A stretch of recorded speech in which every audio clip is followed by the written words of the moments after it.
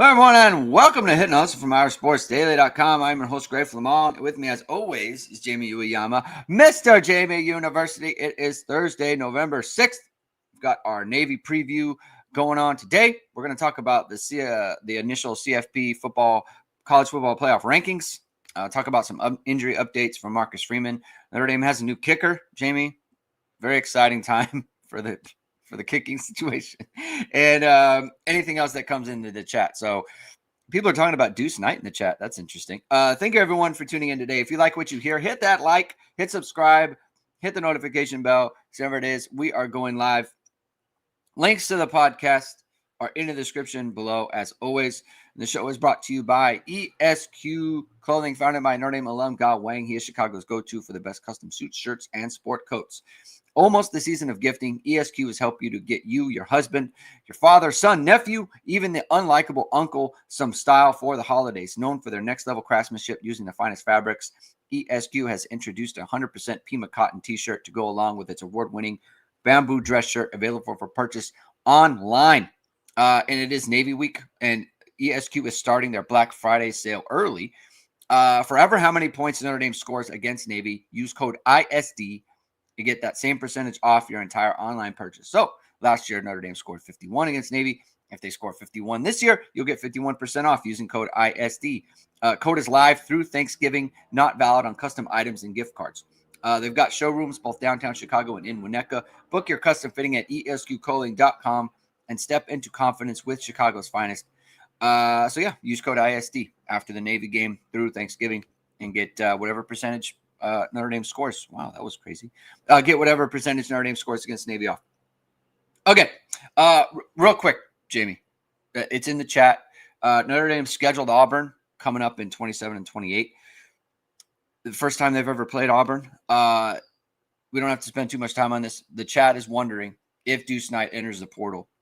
He's an Auburn quarterback. Should Notre Dame pursue him in the portal?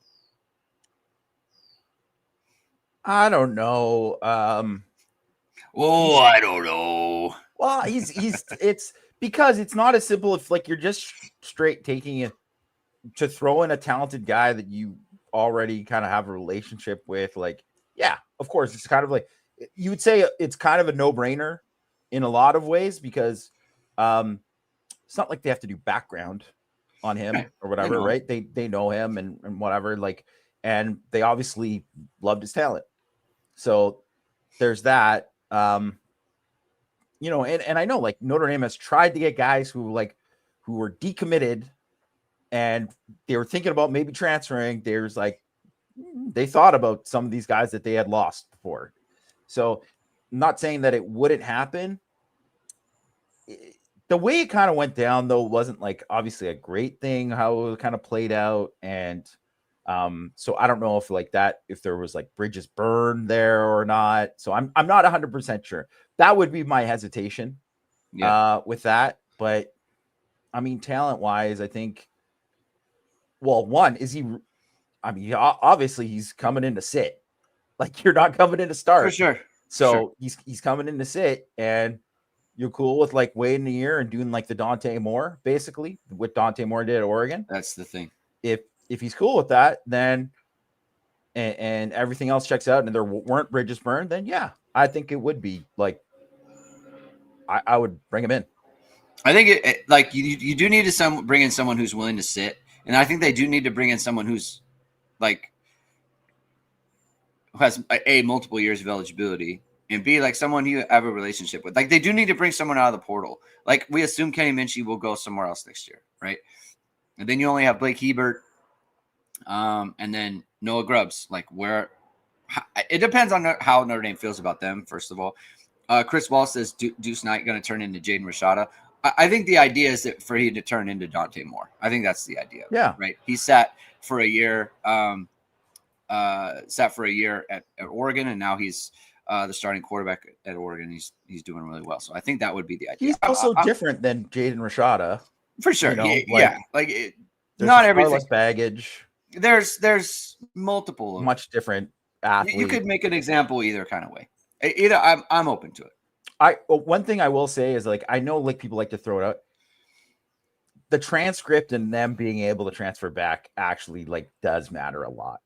So if he went to Auburn, and if part of the reason he was at Auburn and he's like taking nothing that will transfer over, and unfortunately, like then it wouldn't even be an option. Yeah. And because there also have been guys who are like, hey, we hear all the time, oh yeah, Notre Dame's getting this guy. 2 days later, scratch that. No, did not. Transcripts came in. Whatever, blah, blah, blah. Like guys who are in college right now. So it happens. And if he's not taking care of it, then it won't even be an option.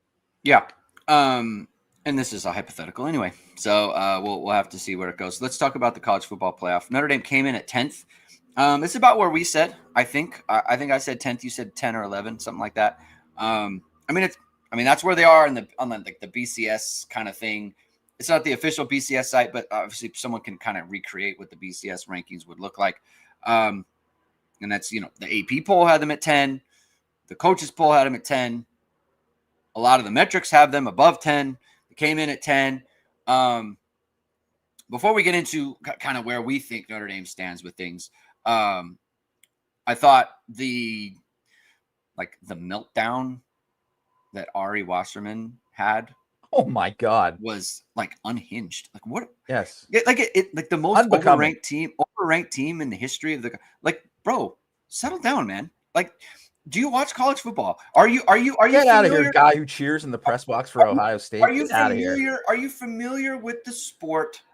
And have you been following it all year? Like, there are so many different metrics that point to Notre Dame being a top 10 team. It's very easy to point at. It's one thing to disagree. I don't care. Like, if someone came here and was like, Texas should be 10, Oklahoma should be 11, Notre Dame should be 12, right? If someone came here and said that, maybe I would disagree, but it's not like the biggest. I wouldn't have like the biggest problem with it, And I do think Notre Dame's position is tenuous, and that's kind of what I want to make this. But dude, you're having a meltdown about it. Like, good Lord. Like, it's not that deep, man. It really isn't. They've been playing really good football. And like we said, Jamie, how you play is very important. Notre Dame, like I pointed it out like 3 weeks ago. The way Notre Dame played against Arkansas versus the way that the rest of the SEC has played, that matters. Blowing out NC State the way that they did matters. You can play, if you play like a playoff caliber team, then they will notice it. They will reward you for it. I mean, they pointed out during the show that Joe Otting had to start and Ashton Craig was out. I mean, they pointed that in the SC game. They lost. Kind of impressed me that they were they lost their starting center, still ran for 300. Like that's how they are evaluating things, right? So they're a lot deeper in this than other people. Now, I think because of that, and because of the fact that like they are kind of hanging on by how they look, because they only really have one. They only have one win against a ranked team right now, which is USC. If they beat Pitt, Pitt will go out, right? So they only have one win where it's like, it doesn't matter how it looks. You just have to beat them, right? All the rest of them, they need to look a certain kind of way, in my opinion. They need to reinforce the fact that they are good and they are a playoff team. They can't have a bunch of Boston College performances. No, they can't. And they can very easily fall backwards. That's my takeaway from this. They're not so far away from Oklahoma and Texas.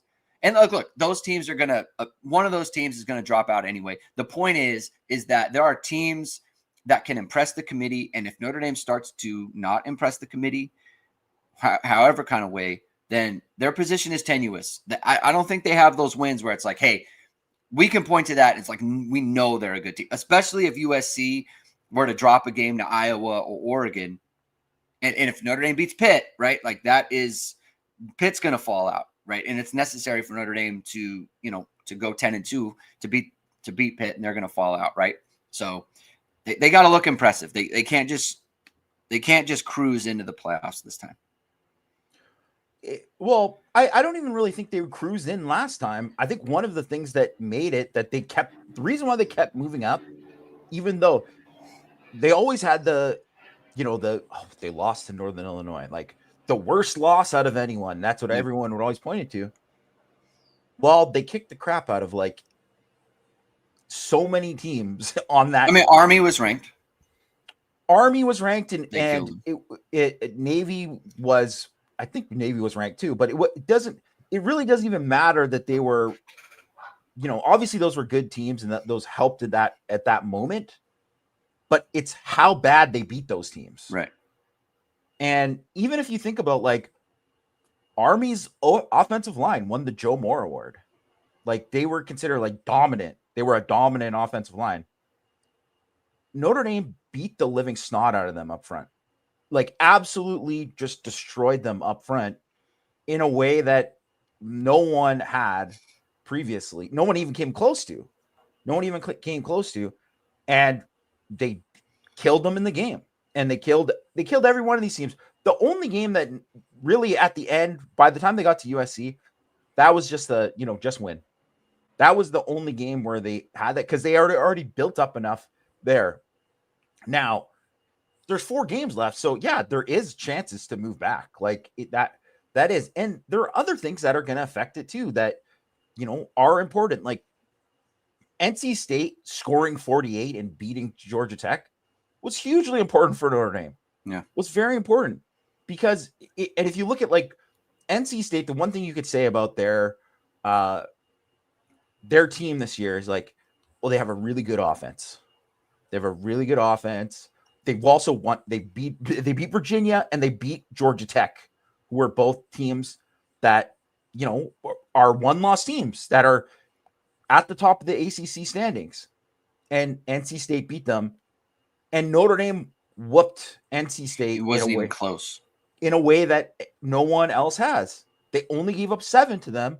They just scored 48 against Georgia Tech. With their backup running back. Yeah. And that is one of the things because there's all these stupid things that are coming out right now.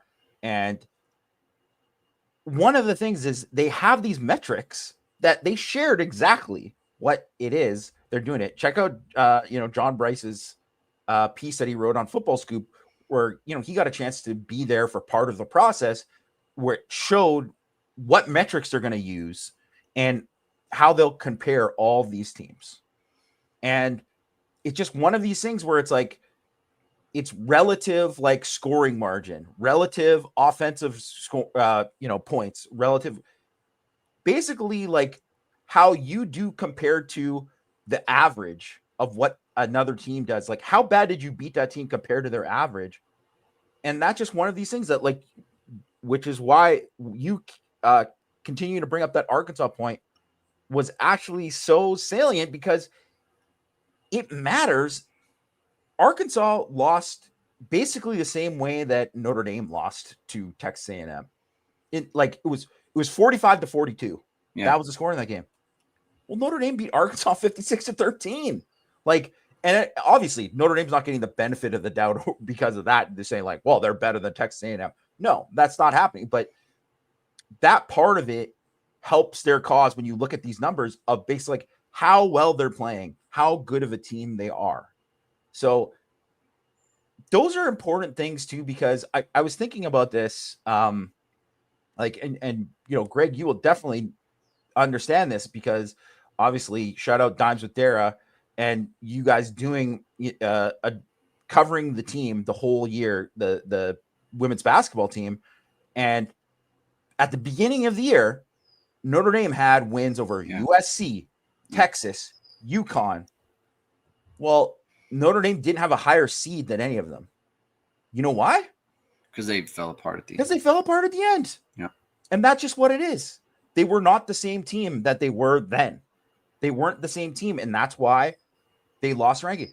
And that happens in the NCAA tournament selection process. Like, that is very understood, that it's like how you're playing towards the end of year matters.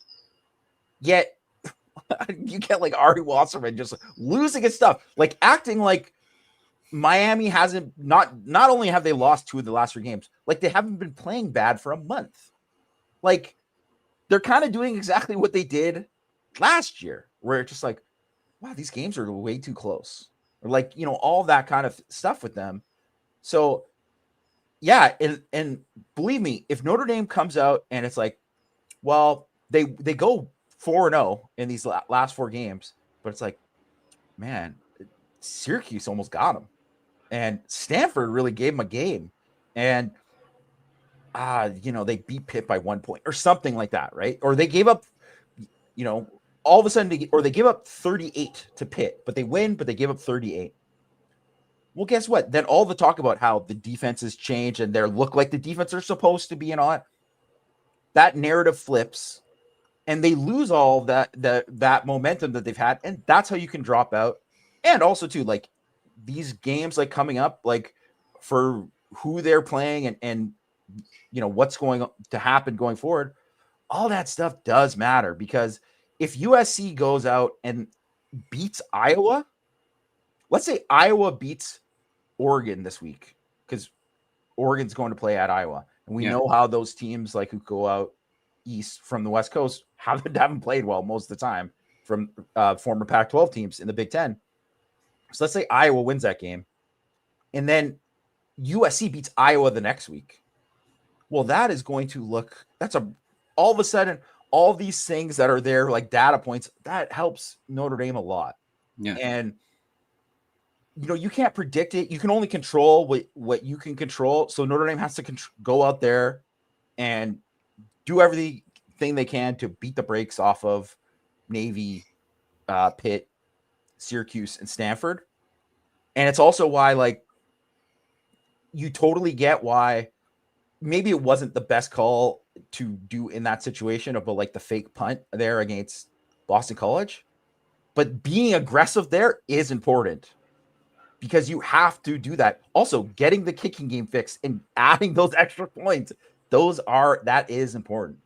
Well, like when they dialed up the shot to Malachi Fields, he's wide open for a touchdown and they miss him. Like, it's 32-10. That looks better than 25-10. It just does, and because then it's like, hey, then CJ Carr throws for 350, and Malachi Fields is over 100, and Jeremiah Love has a 90-yard run, right? And the fact that they hit Malachi Fields earlier, because here's the other thing, right? When you listen to what they said, you think again, they like complete football teams. The narrative on Notre Dame was the defense is bad, right? You give up 13 against Arkansas. You give up 7 against NC State. You only give up 24 against USC, right? So USC throws a bunch of picks, right? The defense looks fixed, And so they're looking at Notre Dame. It's like, well, the defense is good now. They have the best. The guy said they might have the best running backs in the nation, right? You have Jeremiah Love. You're explosive on that. And now they're hitting the deep ball.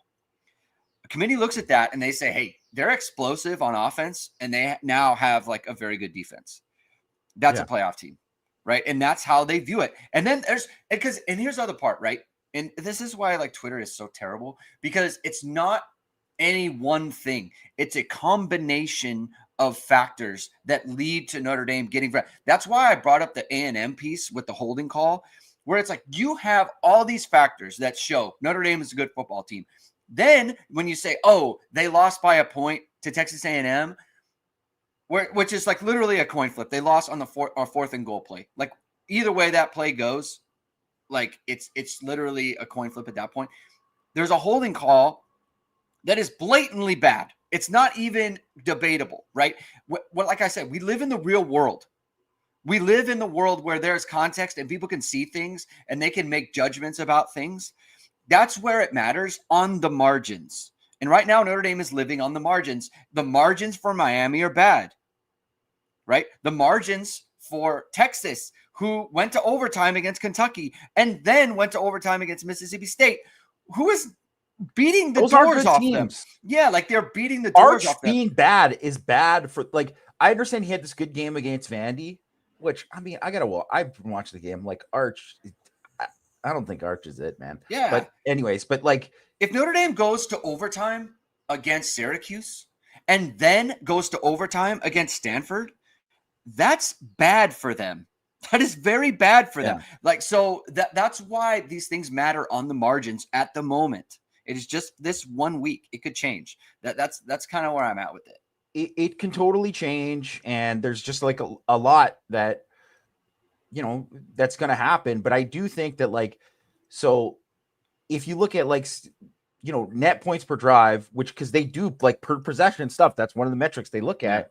Like, it is something like Notre Dame is 7th. They're the 6th highest Power 4 team in net points per drive. Like, which basically means, even though, like, hey, they didn't beat Boston College as much as they should have or whatever, they've been killing teams for the most part. Like, their scoring margins are much better than everybody else. They're with the, like, you know, the top groups. But if you look at, say, where like Oklahoma, so Notre Dame 7th, Oklahoma 21st. Obviously, that's good, but it's not 7th. It's a lot worse than 7th. Texas 26th. Louisville, Georgia Tech, and Virginia 28th, 30th, and 40th. Like, that kind of stuff does matter in the eyes. They look at that. They look at these things, then they're like, and also too, if you look at the part about, like, when he's talking about, like, you know, Mac Rhodes, who's the chair of the committee, and he's talking about, well, they have, like, you know, like you mentioned Price and Love, and then he also mentioned CJ Carr and how well he's played and all that kind of stuff too. That stuff totally matters. It does, because they looked at that. One of the reasons they ranked Ohio State in front of Indiana was like, yeah, their star players are just kind of like, and honestly, if you're being totally real with it, their top guys are better than Indiana. That's totally fine. Like, it's totally fair. fine. Yeah. And if their job is to rank the best, yeah, they're better. They have guys like that. Like, I'm sorry, Indiana doesn't have Jeremiah Smith. They don't have Arvell Reese, right? And it is one of these things where Notre Dame having, like, Jeremiah Love going for over 200 against USC is a big deal.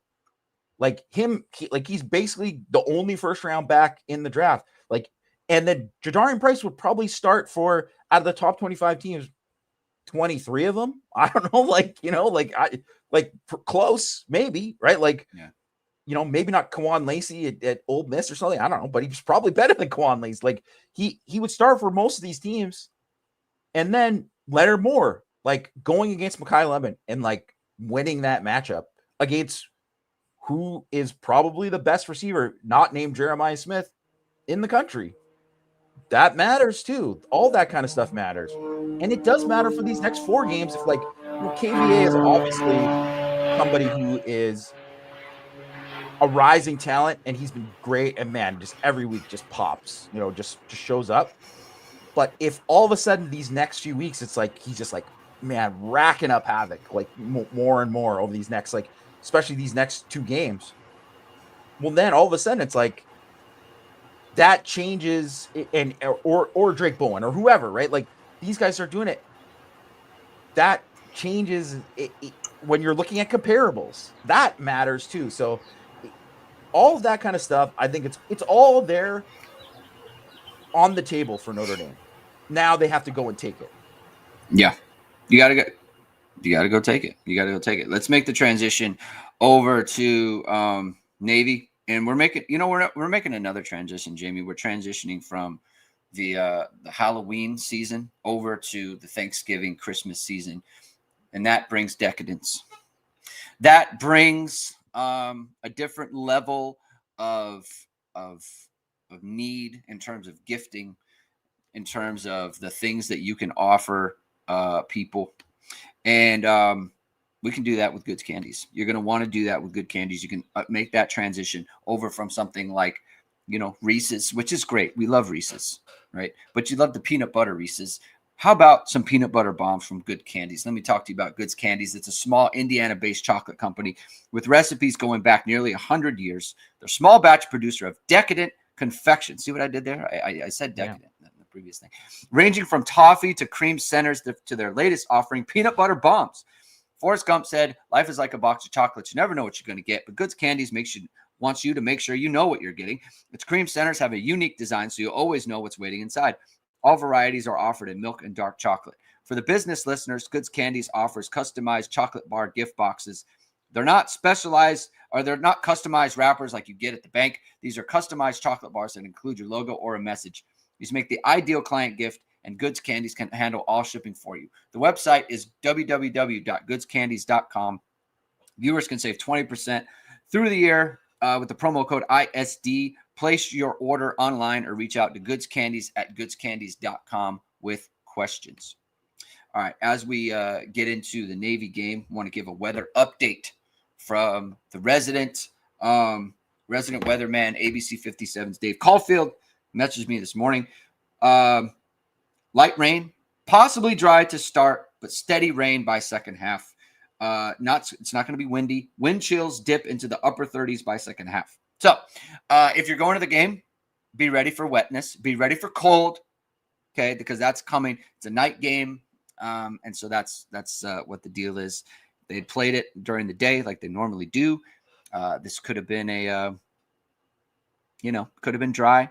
Could have been a dry thing. I don't like the rain, Jamie. I think a lot of people think about Navy and I think about Navy and the ball handling and that sort of thing. And that's a factor, especially if it's cold, right? But like Notre Dame's going to want to throw the ball because Navy's like not good against the pass. Well, and they're going to sell out to stop the run. Right. So, I mean, obviously that's what they Carr did. Didn't play well in the rain. It didn't play well. That's just like exactly what I was going to say. And I don't think Navy's going to make the same mistake as USC did. So Navy's got a good offense. Don't have a good defense, Jamie. Talk about the offense real quick. Yeah, it's a very good offense. I think they're a better offense than they were last year. And they were really good last year too, right? It's that same kind of thing. Everybody's looking for everybody's like triple option. It's not really triple option anymore. I mean, obviously they have a lot of triple option concepts, but it's not quite the same as that. It's more of like a very like hybrid wing T, where also, you have a lot of stuff where they run stuff out of the gun. They do a lot of play action. They pass a lot more than they did before. It's different, and they run like a lot of different. There's so many different looks and so many different motions and all this kind of stuff that they're really stressing you all the time. And they're first in EPA per rush, first in rush success rate. They're explosive. I would say one of the big difference between this Navy team and last year's Navy team too, but this year as well, because most of the same guys coming back, is that they're just faster. Like they're just faster at so many spots. Like, Blake Horvath, who's a quarterback, is like a really fast guy. They have like several guys that are, can really move. Eli Heidenreich is like, he's got speed. He's got real speed. He can get down the field and get vertical. They use him obviously on a lot of the run game too. Brandon Chapman can really run. They got a kid who's not really,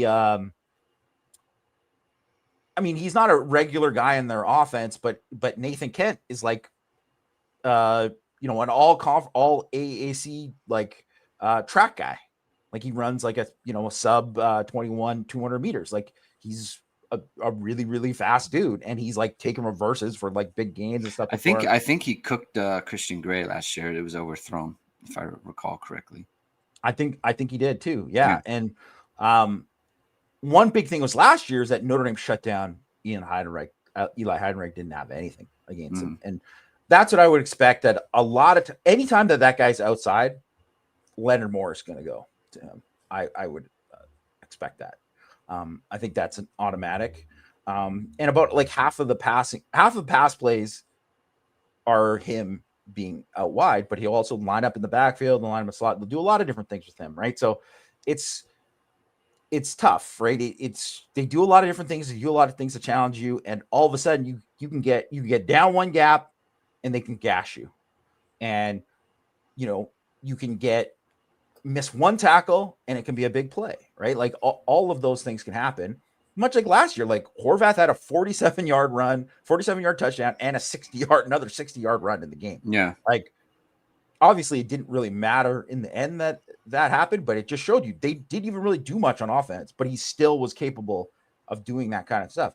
And they're going to do things that they didn't do in some of these other games. They save stuff for Notre Dame for sure, right? So it's got to be very similar to last year, where what Marcus Freeman said today is like, football, not football, they have to be fast and violent, because that was one of the things that made a huge difference last year, was that they were not used to the speed of Notre Dame's defense. They hadn't played a defense even close to that all year. And it's got to be the same kind of thing. Like, Notre Dame has to attack. They have to attack.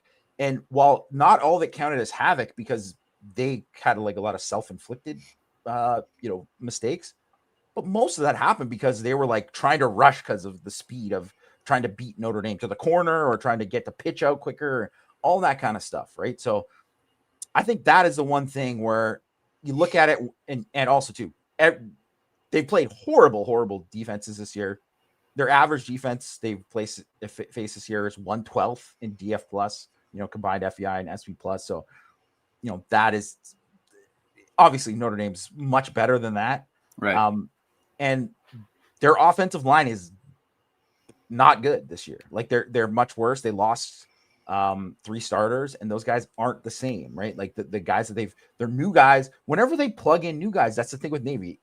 When they have guys who have been there for years, like 2 or 3 years in a row, and they're there, it makes all the difference with their line. But the new guys, they've had to like reshuffle guys, they've bench guys, they've done all that, and all it takes is like one guy to just really like kick somebody's butt up front, and that can really just destroy a play. So I'd say it is worrisome that obviously Notre Dame is down. Donovan Heinisch and Gabriel Rubio obviously is not back yet. And I mean, I guess we'll just probably get surprised whenever they say Gabriel Rubio's back. Hopefully both are back for Pitt, but who knows? But they only have 3 defensive tackles who have played, really, who are going to play now, and then they'll probably have to get like Armel Mukum, or Cole Mullins. I think would probably likely be more Mukum, because just he's more run based, and that would be it. But we'll see in this game, and it's going to be important for guys like KVA and Bowen and all those guys to like make plays where it's like they cause havoc or cause fumbles or do stuff to disrupt them, because Horvath, he's thrown 5 picks this year. And that is, something that, or 4 picks this year. And that's something that, is somewhat of an issue. And he obviously he's thrown 5 picks, sorry. But that's somewhat of an issue because he only threw 4 all of last year. And he obviously threw some against Notre Dame last year. And he 5 fumbles against Notre Dame last year. But in general, like, he's got 9 fumbles already this season. And if anyone who watched the North Texas game, his mistakes were like why they couldn't score. Like, he threw a bad pick that was just like, why are you throwing this up? And the guy made a great one-handed catch, but it was like he should have never thrown it. He, mishandled a couple of other exchanges and stuff that ended up in fumbles too. So he might be just a guy who, like, in the moment, he does that kind of stuff, and that would obviously benefit Notre Dame greatly if he's makes some of those mistakes. Navy's played bad defenses. And I this is like in the weeds question. How do you evaluate the fact that their offensive line isn't good, given they've played a bunch of bad teams? Well, and now this is more of a question of like, I'm getting into your process rather than I'm not challenging you on it. Like, I believe you. I just want to know how you get into your process on that. Well, I usually just judge it by like, it's not just straight up like analytics of looking at like yards after contact or whatever, and this compared to whatever, but I can just see from like the guys, like I remember their left tackle last year. I think it was Connor McMahon was their left tackle. Okay. I was like, he was a good player, like a very good run blocker. And he was like tall, but he came down super low and he got after it. And their tackles, who they're both new, like they're just not the same. I could just tell the difference. Like when so a lot of it is just comparing them to what I saw from them last year. And just remembering that, but also too looking at like how some of the teams play, because they just don't block as well. Like where last year I thought, certainly the skill talent is a big part of it, but they did block it well consistently too. And I just don't see that, even though you see more guys winning I guess, in the way, or like guys making mistakes, even though they don't have like a lot of havoc against them or anything like that. They don't have a lot of negative plays. But it just doesn't look as crisp up front. And just in general too, just from knowing of all these years of like watching Navy and all that too, it's like, it's just so obvious whenever there's like a first year starter, is like, it's very rare that guy is good, like right away. And, 2 years later, you're like, hey, that guy's good now because he's been drilled into the system, whatever. But it's very hard to kind of get with it. And then also to the fact that just like, they've just benched guys. Like, I'm like, this guy's not even playing this week. I'm looking at the PFF, snap counts, and I'm like, well, this guy got benched, and this guy, whatever. And then this guy they pulled in this middle of the game. And then I watched like the FAU game, they like rotated the guys, and I was like, well, obviously that's a problem for them, And so like, it's the same thing on their defense, which we can kind of transition to now, but like basically before the bye or after the bye, which led into the FAU week, they made like a bunch of changes on defense. Like they changed like 3 starters on defense because guys were playing bad. Yeah. Back on the offense for just a second. Do you get a little bit concerned about Notre Dame in the secondary this year? Last year they had Watts, who was like he just never gave up anything, right? He's always in the right position. Christian Gray was healthier, right? Obviously you had Leonard Moore at the time. I do get a little bit worried because Notre Dame's had some kind of bad eyes in a little bit. And like Tay, he has bad eyes sometimes. Enough to where it's like, I'm worried about it kind of thing. Yeah. Especially against a team like Navy. Because they do a lot of stuff where it's like, man, you gotta be looking in the right place. You can't be peeking. USC got him a couple times where it's like you're just kind of looking in the wrong place and they're going behind you or they're getting someone behind you. So I'm a little bit worried about that in this game, giving up explosives in the passing game. Well, the other part is they've kind of given up explosives a little too often, especially given the fact that like they haven't given up a bunch of points. It hasn't cost them, right, in terms of touchdowns, but they have given them up. They've given up a lot of like 20-yard passes. Yeah. That it doesn't lead to points, but they're like, they gave something up. Yeah. Yeah. So just we're monitoring. Like that's something that I'm concerned about going into this game. Just like they are a little bit youthful in the back, and they have shown the tendency to, especially if Christian Gray isn't playing, right? Like he's listed as questionable. He didn't play in the last game. I mean, he warmed up in the last game, so you have to think like he was close last week. Maybe, hopefully, he's able to go against Navy. But it's something that I'm monitoring for sure. Fusion Sphere, he's asking about your Canucks hat. We actually had an extended discussion about the Canucks hat prior to the start of the show. So I love it. I think it's great. Reminded me of the NHL 94 type situation. Love NHL 94. Love NHL 94. Defensively, you've mentioned they're not good. And they're gonna sell out to stop the run, especially given the weather. I think CJ Carr's performance against USC in the weather, and then the way that USC played it is very much, and also the way BC played it. I mean, BC was able to commit players. It leaves you vulnerable in the back for sure, but I think you do have to hope CJ Carr has kind of an inefficient day, because you cannot allow Notre Dame to just hand the ball to the backs and let them run wild. That's not a thing that is going to work out, because they're too dangerous. They can hit you for 94. Jadarian Price can obviously hit the home run. He's returning kickoffs for touchdowns. So is that kind of what you expect? Like a little bit more of what we saw in the second half in 2022? Yeah. Okay. The one thing with Brian Newberry, who's their head coach, but still runs their defense basically. He's always a guy who's like, it's not working, I'm bringing the house. Yeah. That's his thing, is like, we're going to try to do it. We're going out swinging is the way that that he plays. And at times it just gets them just destroyed for it. But it's like, he doesn't really have the athletes to kind of make up for it anyways. If he was going to play, like, it wouldn't matter if he's going to play soft. they're still just death by 1,000 cuts to them. Yeah. And they also have tackled extremely poorly. They're one of the worst tackling teams in the country. So I just think that they're going to try to go for broke more, but it's just one of the things with them this year that they had to replace a lot, even though they brought so much back on offense, they had to replace a lot on defense.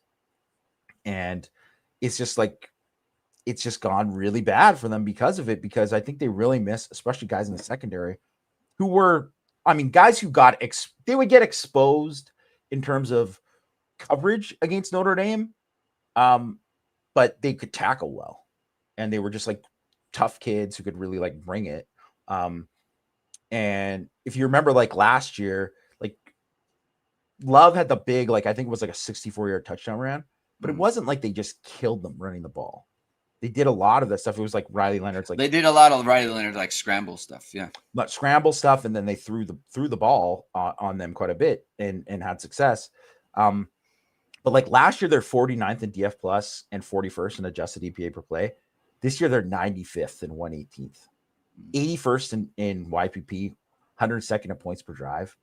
They're 115th in stop rate. Like, they're bad. 122nd EPA per drop back.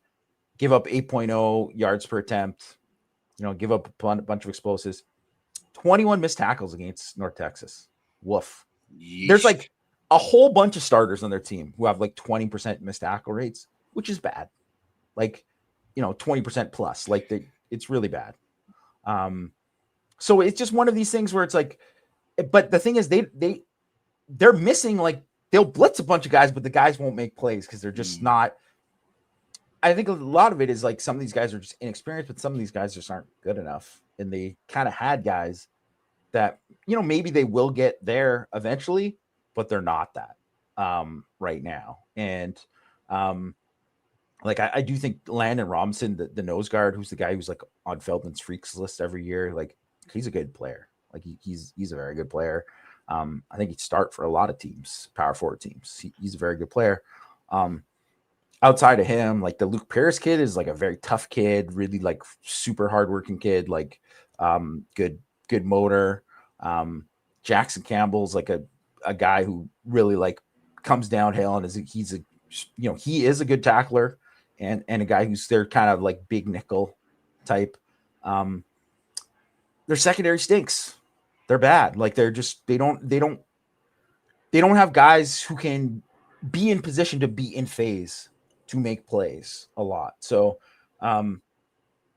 there's just a lot. There's so many different ways that I think like Notre Dame can kind of pick them apart, that even if it becomes a thing where, well, you can only do short passing game, you can only do this, like you can still hit big with it, right? Like I think this could be like one of these games where it's like you throw like one of those little swing screens to Love or Price and like that goes for 50, like where it's going for like 10 or something in other games, right? So that's on the table. That's definitely on the table.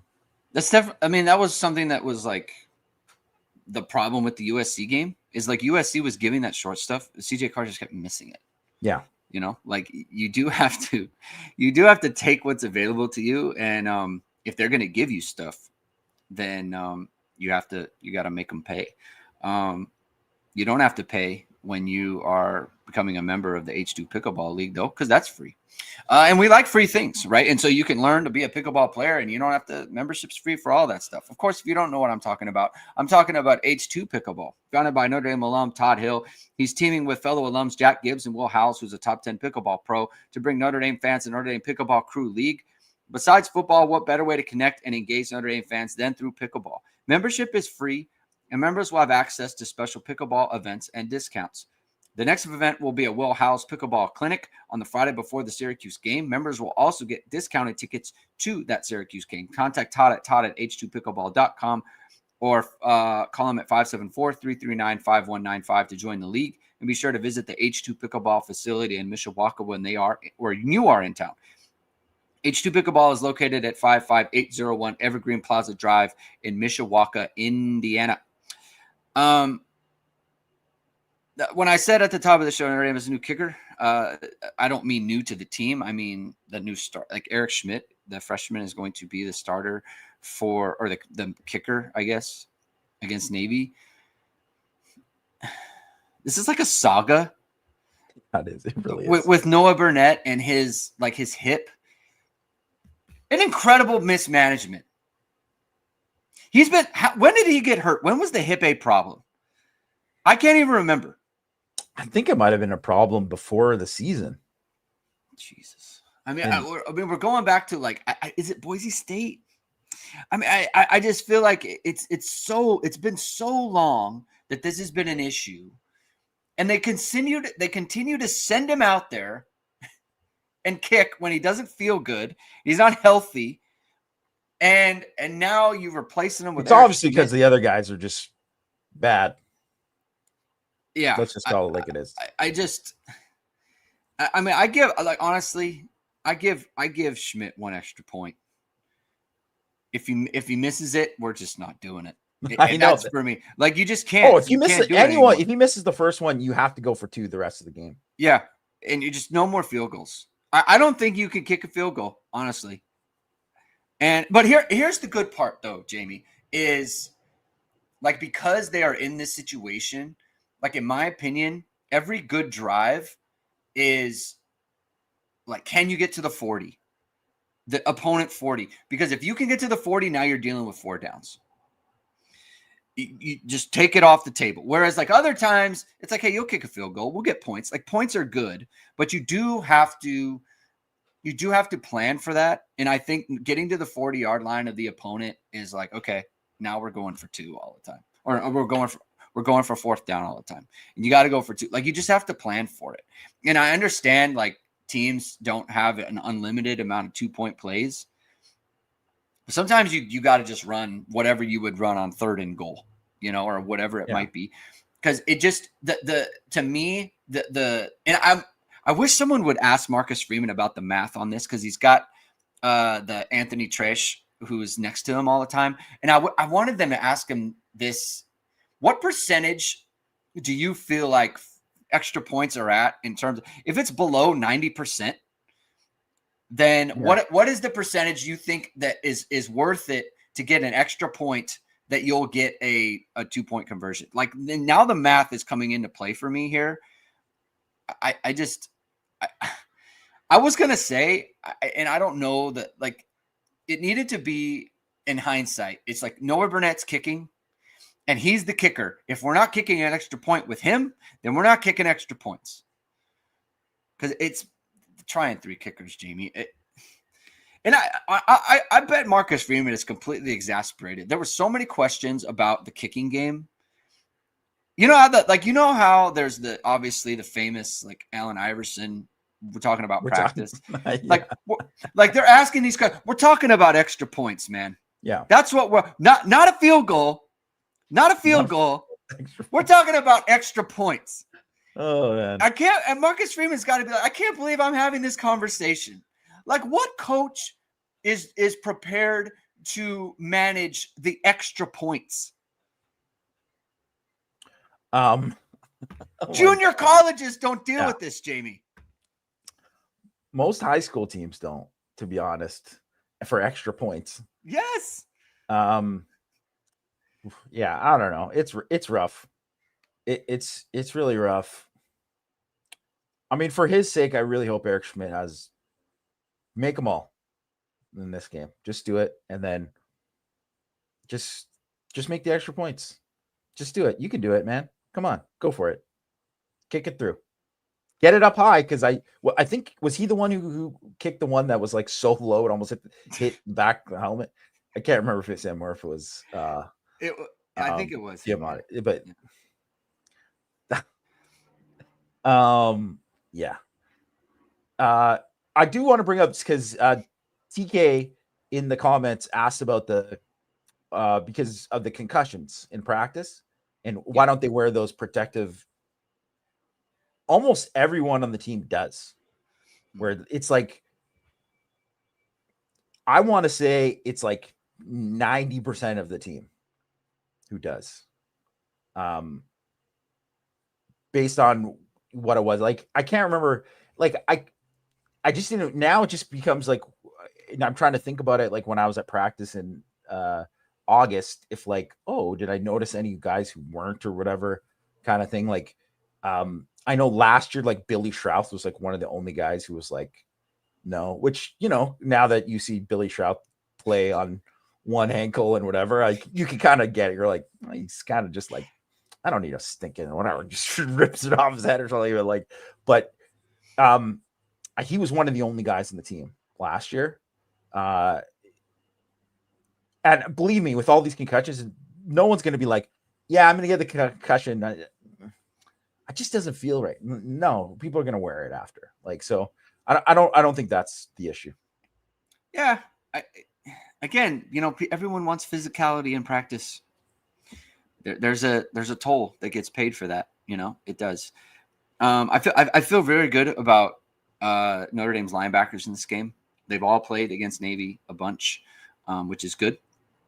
Jaden Osbury and KVA have now, you know, it was talked about, you know, there was some growing pains with them last year, having never played them. They've played him now. Drake Bowen's played him. Jalen Sneed's played him a lot. He's had very good success against Navy in his career. Josh Burnham, I think, is like, this is where you see his value. Junior Tuli Halamaka, this is where you see his value. Absolutely. All those guys you mentioned for sure. They have, so that makes you feel good. I talked about the secondary. I get a little bit nervous about their eyes. Patelho, yes, another one. You know, talked about their eyes in the secondary, and I'm a little nervous about that. Got to feel good about the front, the linebackers specifically. And look, I don't like that Donovan Heinisch is injured. Obviously, you don't like that Gabriel Rubio's injured, obviously. But I think guys like Jared Dawson, guys like Elijah Hughes, guys like Jason Onye, who's played against Navy a bunch of times, right? Like, that is good experience. And I think Hughes and Dawson, like, they can do well against Navy's interior line, right? It's just the depth problem. Do you think they could use Bryce Young inside against if needed? I mean, this is the kind of game size-wise where you could. I just don't think he looks natural there playing it when it's not like a passing down. Yeah. So I wouldn't. I don't think that's well, and like in a pinch is what I mean. In a pinch for sure. In a pinch, yeah. And believe me, like I wouldn't go without seeing it. I haven't seen enough from like Mookum or Cole Mullins to be like, oh yeah, those guys will slot in fine. Like, I don't know that. Like, they might look bad in this game if they play, because it's a different speed and all that kind of stuff, and they haven't been, you know, they haven't played, so it's like all of a sudden it's like, hey, this is your first game and you're going against Navy and stuff. So but yeah, I do, man, I'll tell you what, if Jared Dawson keeps getting off the ball like he was in this last game, he's gonna be fine. He's gonna be totally fine. And I continue to, like, you know, watching you know, the all 22 back with Elijah Hughes, like, he didn't have maybe as many impactful plays as he had maybe like the couple previous games, but man, he's got good film, man. I like him. He's a good player. It's so good. He's always doing the right thing. Yeah. And he's always doing something that's like a winning play. And getting off blocks consistently. Yeah. Something that I bring up a lot and I don't really give I don't specifically talk about. It's kind of hard to specifically talk about. But when you watch film with your team, it comes up like winning plays. Yeah. It's like Elijah Hughes is a winning plays guy. Like, he helps you win games in ways that are not quantifiable, but the team, it's very easy for the team to see it. And it's for easy to coaches to see it. Right. And so that's like, and remember on the last show, I was disappointed in how Notre Dame opened on offense, because there's a lot of non-winning kind of individual efforts from players, and I was like, this is not winning, you know. And obviously it got better as the game went on, but like Elijah Hughes is always kind of doing that stuff. Another one who's on that is Jalen Sneed. Beyond, obviously, we don't need to keep belaboring the mistake he made, but he makes a lot of winning plays right now for what he's asked to do. Luke Tolich is another one where you brought up with the smaller role, but I was thinking he could have a big role in this game too, because he's a guy who can, in this kind of game, he doesn't have to be the same kind of guy. And especially because you're going to play probably a lot of man in this game, because you're running with a lot of guys too. Like, And this could also be like, I mean, I think Tay Johnson, because he's just one of these guys that like Blake Horvath could, you're like, oh my gosh, Blake Horvath's got the corner and Tay Johnson can run him down. And that is just, you can't put a value on that. But this is the kind of game. I know Jalen Stroman missed a tackle in the BC game, which was like, he should have made it on a screen, but he's tackled really well this year. And that has been something that he's done really, really well. And I do think that, he's a guy that, if you're looking for guys that could be like surprise, like have really big games, it could be those guys. And remember when we talked about a few weeks ago about how like this could be like a Tay Johnson corner game. Yeah. Could be. Yeah, especially if Christian Gray is hurt. Stroman is one of those guys though, like you're letting the guy run free here. I don't like that. Like he does have those on tape, and that makes me a little bit nervous. Predictions, Jamie. Yeah, I do think, I mean, obviously last year was because of how Navy imploded. I don't think was truly, reflective of what the game really kind of would have been if they hadn't. I mean, Notre Dame still would have beat them bad, but it just wouldn't have been as bad. At the same time, the last two games, 93-17 for Notre Dame, the last two times they played. And obviously last year was like a good Navy team. Like that was the best one they had in a long time. And this is pretty similar. I think Notre Dame's going to win pretty comfortably just because Navy won't be able to stop them. And, despite weather, whatever, like I really don't think I don't think it's going to have enough of an impact to really change it, what they can do against Navy's defense. Cause I just don't think Navy's defense is very good at all, especially just the tackling part of it. Like there's too many guys and there's just too many different ways that Notre Dame can play to beat them. So I think, Notre Dame's going to pretty much score, maybe not every series, but most against them. So I'm going to say Notre Dame 42, Navy 21. Okay. I'm going to keep the same margin. Notre Dame each team scores a touchdown less, 35-14. I want Notre Dame to exceed my expectations on offense because I keep overshooting, and I don't want to overshoot anymore. So, that's what I want. I want Notre Dame to impress me on offense. I want to see some efficiency from them. That's where I'm at. So I think it's going to be 38-14. So that'll be the end of our show today. Thank you, everyone, for tuning in. If you like what you heard, hit that like button, hit subscribe, hit the notification bell. Summer it is, we are going live. Jamie and I will be on the post-game show on Saturday. We'll be the morning after recap on Sunday. And then morning after recap. Rayshawn said 42 points, so 7 touchdowns. See what you did there? Because they missed all the extra points. That's funny. That's good stuff, Rayshawn. All right. We'll talk to you after the game. Have a good weekend and keep hitting and hustling.